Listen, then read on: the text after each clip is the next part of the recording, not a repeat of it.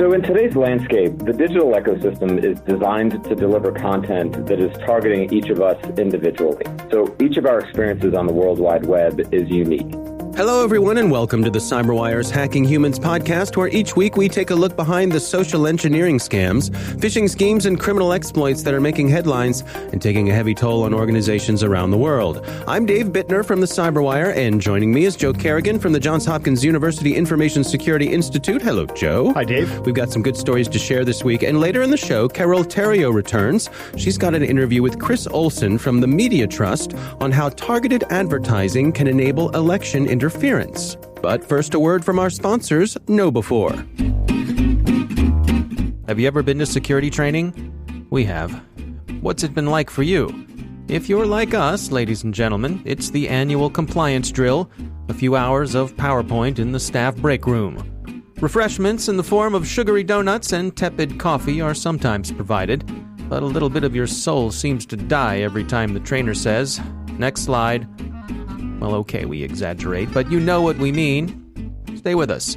And in a few minutes, we'll hear from our sponsors at KnowBe4, who have a different way of training. And we are back. Joe, why don't you start things off for us this week? Dave, I want to tell you a story. Okay. This is a story from my own personal history. It's a very funny story. I'll be the judge of that. But back in the day, before Facebook and MySpace, there was the very beginnings of social media, or social networking websites. There was a website called highschoolalumni.com. Okay. And I think it's still around. I don't know. I haven't been there in years because everybody I want to be connected with from high school, I'm connected with on Facebook. But at this point in time, that was all we had. Back in my day, that was all we had. Right. Anyway, I was telling my boss about this site. I said, hey, this is pretty cool. It's a way to connect with people you haven't seen in a while. If you're looking for somebody, maybe they're on this site. And he says, well, let's take a look at it. So we go over to my computer and he's shoulder surfing and I type in highschoolalumni.com with an I where a U should be. And if you look at your QWERTY keyboard, the I and the U are right next to each other. Oh, yes, so they are. Yes, right? Indeed. Mm-hmm. So I hit return and the web page goes black. And I'm like, that's odd. And then my screen explodes in porn ads. Right? Of course it does. With my boss standing over my shoulder. Remember, yes, that's an important part of this story. Oh, yes. That's where the humor comes in. Right? Unfortunately, my boss... Is this a work computer also? Yes. Oh, yeah. Of course it is. A big red alarm just went off. Somebody at the IT department who was eating their lunch just did a spit take all over their computer because alarms went off. Yeah. Where's Gary? What's he doing? My boss kind of chuckles, shakes his head, and walks back to his desk. And I'm sitting there trying to clean this up because I had to close all these windows. It was terrible experience. But this practice has a name.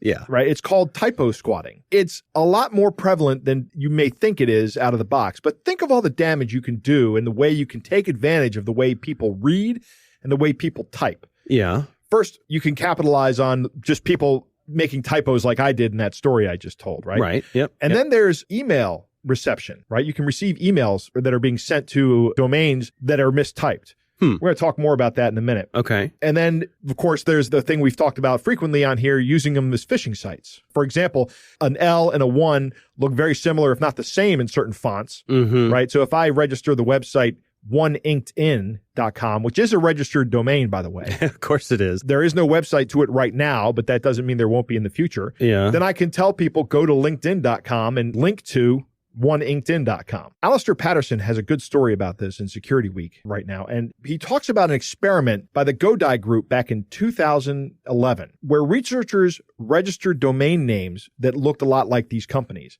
and then sat back to see what would happen. And one of the things they found during that time period was that they received 120,000 emails that were destined for the actual companies. And these things included all sorts of sensitive information like trade secrets, business invoices, personal information of employees, network diagrams. What could be better than a network diagram to someone trying to penetrate a network? Right. Usernames and passwords. So that's something that could be better than a network diagram. And then as well as service requests. But that's pretty impressive. That just in 6 months, they got 120,000 emails with this kind of information in it. Not all those emails contained this kind of information, but some of them did. The growth of typo squatting has actually spawned a lobbying group called the Coalition Against Domain Name Abuse, or CADNA, which I don't know. They're pushing for government regulation. I don't know how you regulate this. I'm not really sure what that regulation would look like. One of the big problems is that most users, when they're browsing the internet, according to this article, still manually type in the web address they want to visit, as opposed to going to a search engine or using a link, a URL, like a bookmark that they might have. Right. Which I use bookmarks. And a lot of times when you start typing a bookmark, if the web browser knows that you're typing a bookmark that you already have, it will fill in the bookmark for you, which is a useful feature. But one of the things that make this possible is that domain names can be registered and then dropped without any risk or cost to the person doing it. For 5 days, you can say, nope, I don't want this domain name. Give me my money back. Interesting. And in 5 days, you can sow and reap a lot of havoc. And cause a lot of damage. If they do it this way, they can minimize the amount of money that they even have to spend on registering the domain names. They can minimize it to zero. Yeah. Right. They can eliminate the cost. Let's say I register a domain day 1. Day 2, I start sending out phishing campaigns and do that for about 4 days, which is a really long lifespan for a phishing campaign, right? And then I go to the registrar and I go, nope, I don't want this domain anymore. And I don't pay a dime as a bad guy. So any money I've made is 100% profit. So it's just another way for these guys to reduce cost. Some countermeasures. What can be done about this? Well, from the site standpoint, there's a practice that is becoming more common of going around and buying up domain names that might be typo squatted. Right. Like, for example, if you go to acebook.com, Facebook owns that. Oh, okay. So when you type in acebook.com, you go to facebook.com. It redirects you. But you can't buy them all, right? Right. There's no way you can buy them all. It's not like Pokemon. You can collect them all, right? I mean, there are so many different combinations. The problem is, I think, intractable. This is good advice for looking for common ones. But if I'm really trying to deceive you, you might be able to stop most of the people entering wrong addresses by typos, but you will probably not be able to stop malicious actors with this tactic. So I think, again, it falls back on the humans, right? The users of these sites to be vigilant. Watch for misspellings in domain names.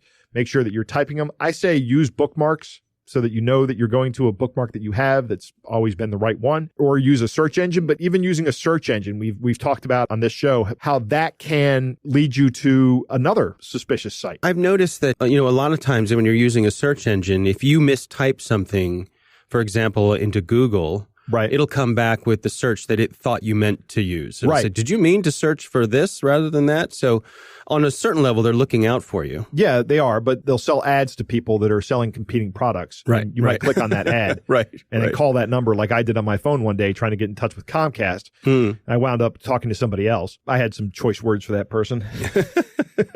Look out for strange redirects. This is a real giveaway. So if you actually go to highschoolalumni.com now, which I don't advise you do, but you can go there. Right. It takes you through a number of redirects before you wind up at the final page, which has a big red button that says, I'm a human, right? But that button goes to a JavaScript function that says, go to Visa.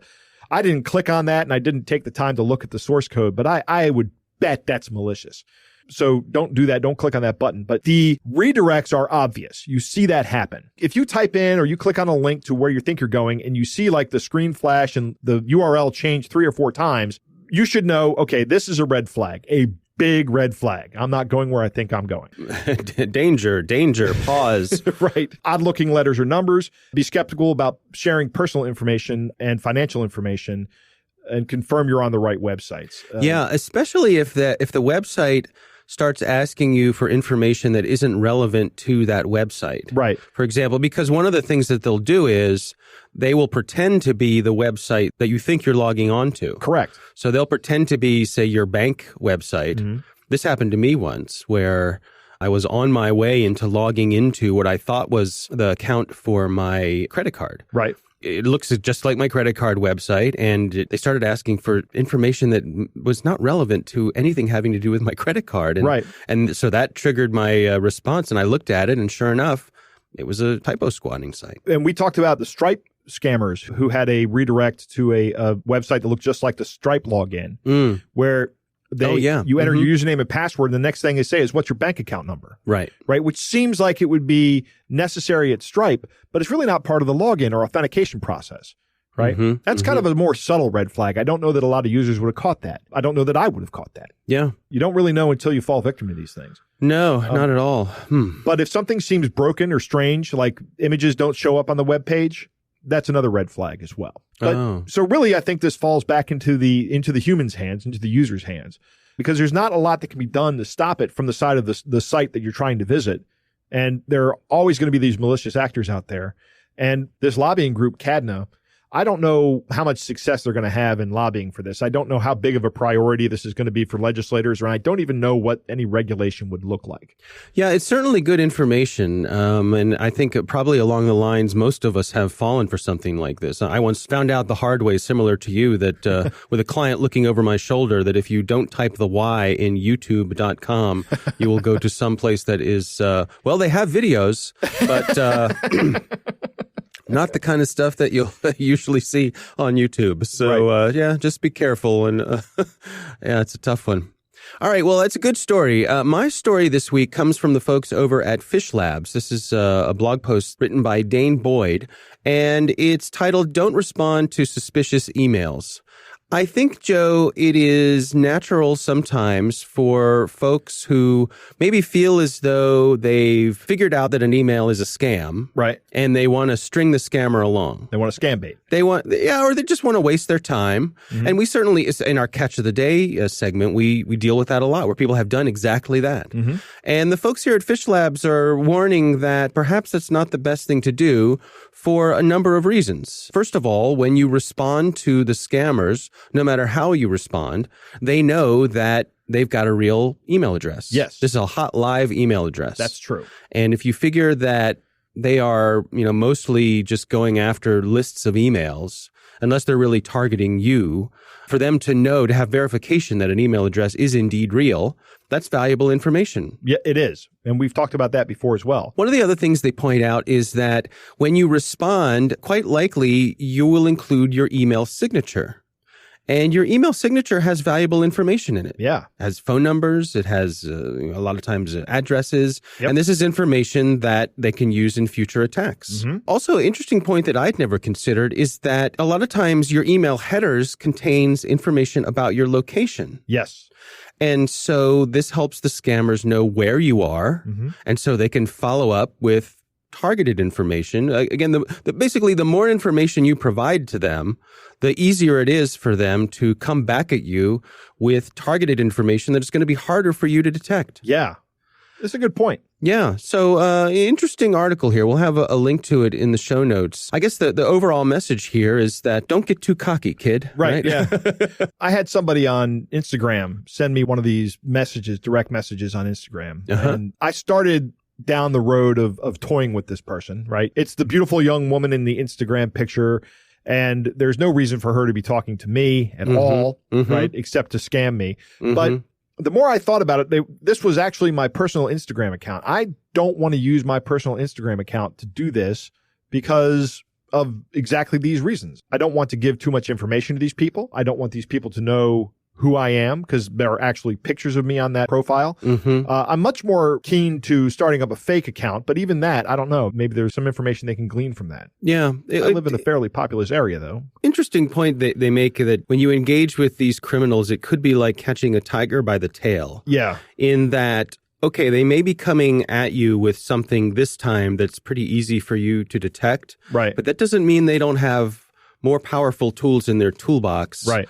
And if you annoy them, they may be able to come back at you just out of spite. Right. So I guess don't underestimate them. Best to just leave them alone, let them move on to someone else. Right. I suppose on one level, I mean, you and I have talked about the need to sort of waste their time and change the economic proposition. Right. So there's that. Right. But I don't know. I guess there are good points here that unless you really know what you're doing, you could be in for more than what you counted for. Agreed. Yeah. All right. Well, those are our stories. It's time to move on to our catch of the day. Our catch of the day was sent in by a listener named Daryl. He is from Australia, and he sent a series of text messages that he received. He's sort of stringing along the person, which, so there you go, shows do as I say, not as I do, I guess. Right. This is a fun exchange. I will play the part of the person reaching out to Daryl, and Joe, you can play the part of Daryl. And It goes like this. Want to meet?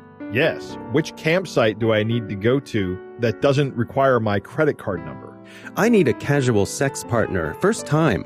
I am a escort girl in your area. Copy my link and paste your browser. Just join there and call me live there. I am waiting for you there. It's free join. Just do the free register and call me. Does anyone fall for this? Just copy my profile link and paste your browser, then put any mail on there and call me face to face. There must be a few. I checked that link. Totally unsecure.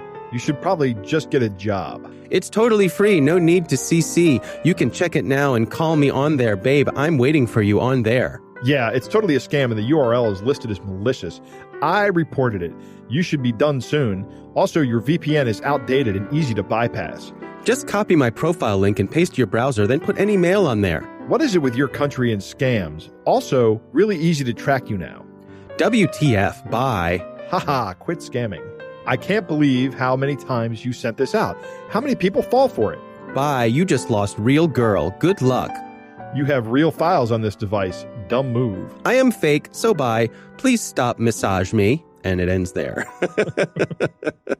Well, thanks to Daryl for sending that in. He certainly wasted a little bit of that scammer's time. Yep. So they're coming for you, Daryl. Yeah, that's right. Heads up. Yeah, shields up, shields up. All right, that is our catch of the day. Coming up next, Carol Theriault returns. She's got an interview with Chris Olson from the Media Trust on how targeted advertising can enable election interference. But first, a word from our sponsors at KnowBe4. And now back to that question we asked earlier about training. Our sponsors at KnowBe4 want to spring you from that break room with new school security awareness training. They've got the world's largest security awareness training library, and its content is always fresh. KnowBe4 delivers interactive, engaging training on demand. It's done through the browser and supplemented with frequent simulated social engineering attacks by email, phone, and text. Pick your categories to suit your business. Operate internationally? KnowBe4 delivers convincing, real-world, proven templates in 24 languages. And wherever you are, be sure to stay on top of the latest news and information to protect your organization with KnowBe4's weekly Cyber Heist News. We read it, and we think you'll find it valuable too. Sign up for Cyber Heist News at knowbe4.com/news. That's knowbe4.com/news. And we are back. Joe, it's always great when Carol Theriault returns. She's got a great interview this week. She talks with Chris Olson. He's from the Media Trust. And they're going to be talking about election interference. Here's Carol Theriault. Election time is certainly gaining momentum in the States, and there is a lot of talk about how the U.S. can better protect itself against the nefarious schemes afoot to make the process of voting, well, less honorable and transparent. Now, there have always been miscreants out there who've tried to sway an election, be it from class president to POTUS Heights.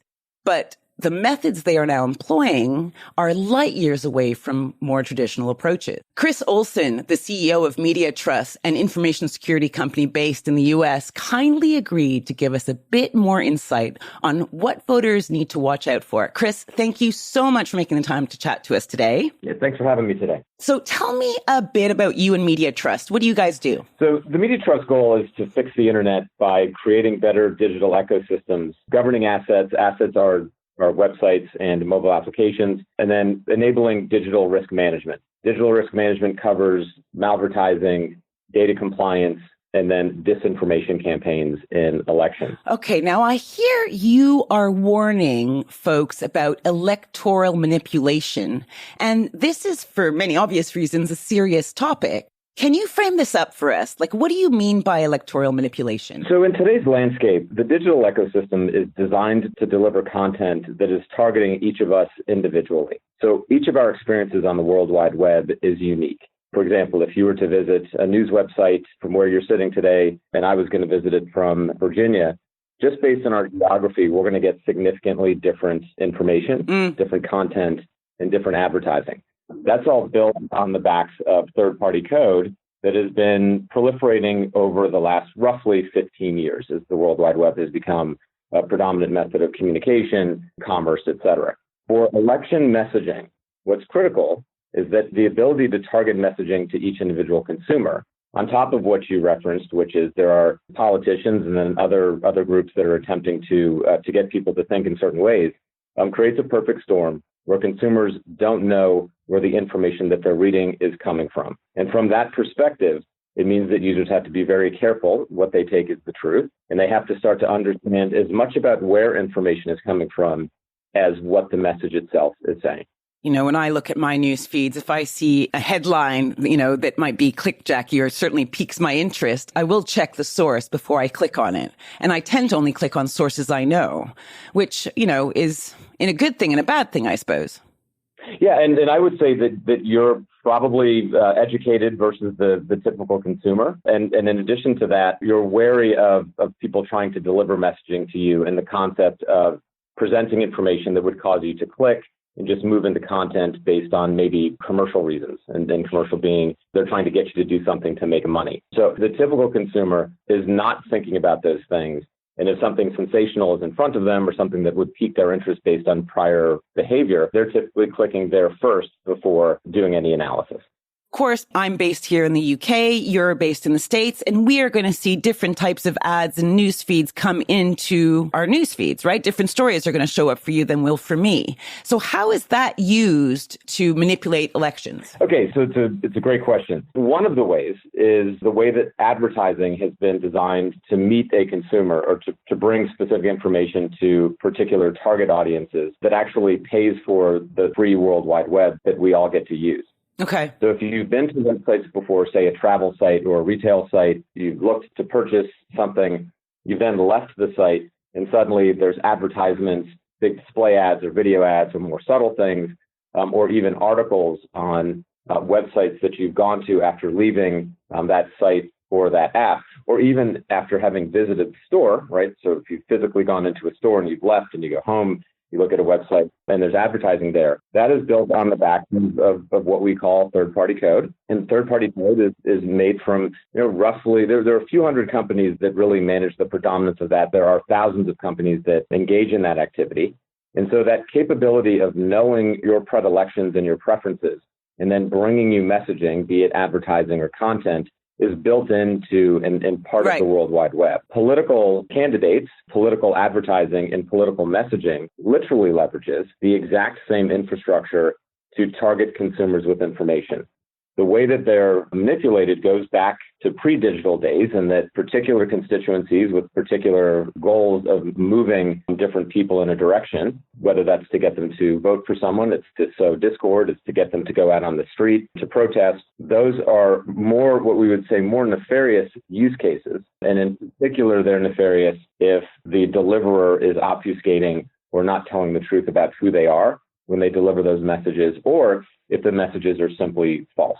Okay, so say I'm a consumer, I'm in some demographic, and I'm being targeted with false information. And it's all geared up to attract me, to allure me in, to engage me, right? That's right. And so from an election perspective, how are people supposed to fight back? First, consumers can see very little. It's not easy for them to notice these things are false. And it's especially true when they read something and their emotions get piqued. They forget to remember that they're supposed to care who sent them the message. But they can't see much, but they can know a lot of things. So first, unfortunately today, most of what is delivered on the World Wide Web can't be trusted. It doesn't mean that most of it isn't true, but it can't be trusted. So skepticism is the first step. And once you're skeptical and understanding that something is being targeted to you for a purpose rather than you just stumbled upon the information, and you know that there are people with some form of a goal behind it that they're trying to get you to do something, you can look at it in a different way. One of the things which we just mentioned is if you know the author,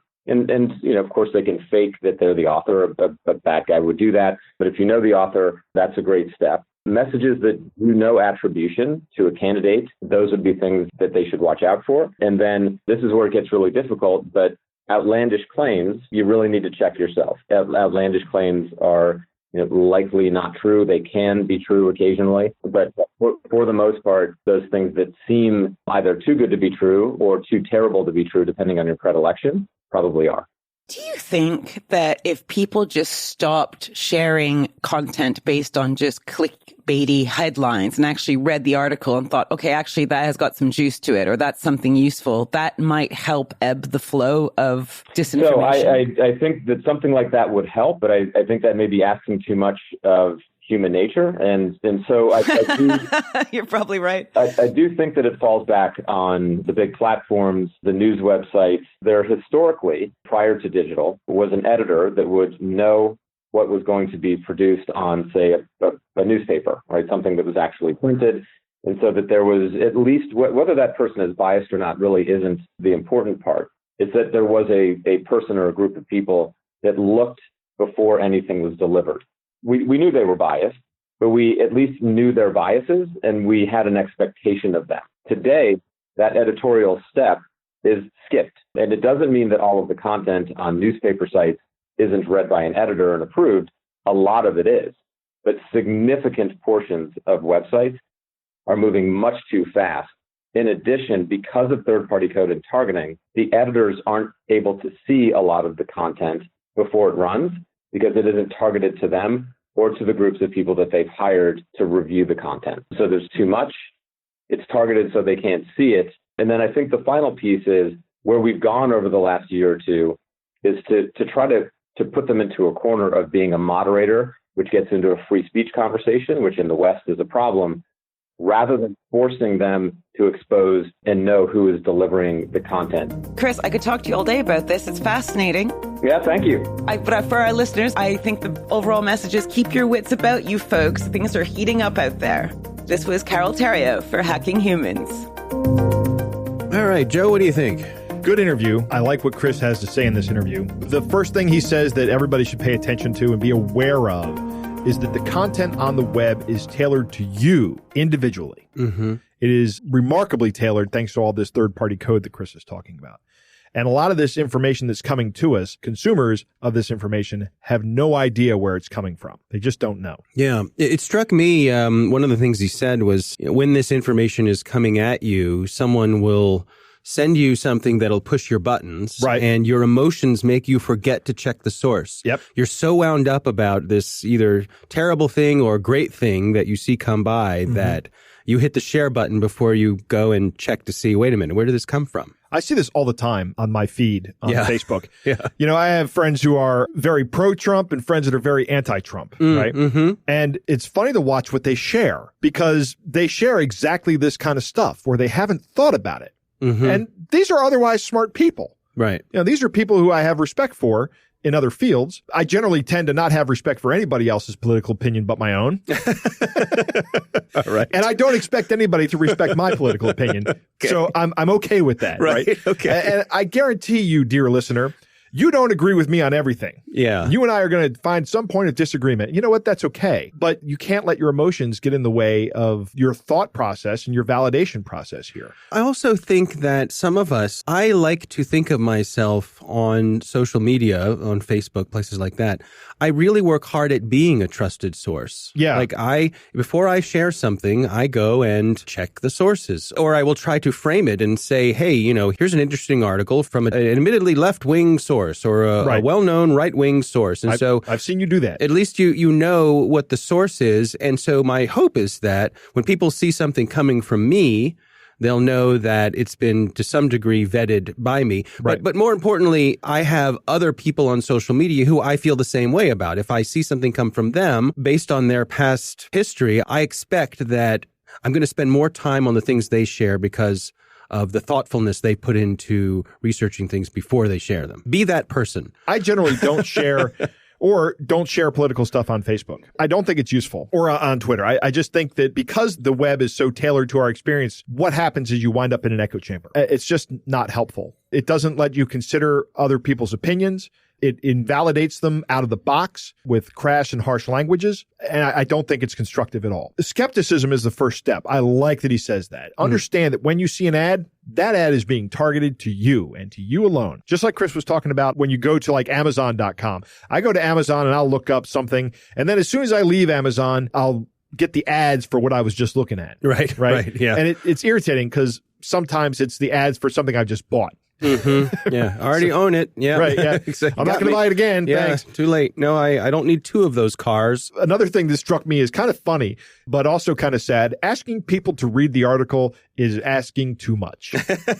Yes, I know. No, I just want to share this article, the headline that matches with my worldview, and let everybody else deal with their emotions on it. Yeah, I think that's kind of irresponsible. Like you said, look for people who are the trusted source, but I'm firmly of the opinion that if you're talking political stuff, don't get it on Facebook or on any social media platform. Yeah. Where should you go then? You should do your due diligence as a political member of whatever society you live in and go to a news source that you trust, and go to multiple news sources that you trust, and find out there are websites out there that talk about these biases. All these news sources have the biases. Those biases are open and analyzed, but you should look at something that not only aligns with your opinions, but also read something from somebody who disagrees with you on the position. Yeah. Right? Maybe there's something you're missing that you're not considering in this. Right. Be deliberate about breaking yourself out of your own bubble. I agree. Yeah. All right. Well, again, thanks to Carol Theriault for bringing this story to us, and thanks to Chris Olson from the Media Trust for sharing his expertise. That is our show. We want to thank our sponsors, KnowBe4, whose new school security awareness training will help you keep your people on their toes with security at the top of their mind. Stay current about the state of social engineering by subscribing to their Cyber Heist news at knowbe4.com/news. Think of KnowBe4 for your security training. We want to thank the Johns Hopkins University Information Security Institute for their participation. You can learn more at isi.jhu.edu. The Hacking Humans podcast is proudly produced in Maryland at the startup studios of Data Tribe, where they're co-building the next generation of cybersecurity teams and technologies. Our coordinating producer is Jennifer Iben. Our editor is John Petrick. Executive editor is Peter Kilpie. I'm Dave Bittner. And I'm Joe Kerrigan. Thanks for listening.